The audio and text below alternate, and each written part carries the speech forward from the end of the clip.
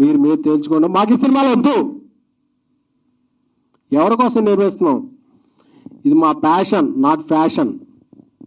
మేము సినిమాలు నేర్పిస్తున్నాం ఎందుకంటే మనందరికీ మనకి తెలిసిన విద్యుదే అని చెప్పి నిర్మిస్తున్నాం. నేను ఒక జర్నలిస్ట్గా, ఒక పిఆర్ఓగా, ఒక ఎగ్జిక్యూటివ్ ప్రొడ్యూసర్గా, ఒక కో ప్రొడ్యూసర్గా, ఒక ప్రొడ్యూసర్గా వచ్చి ఏమవుతుందంటే పెయిన్ తెలుస్తుంది. మనం ఎవరి కోసం సినిమాలు తీస్తున్నాం?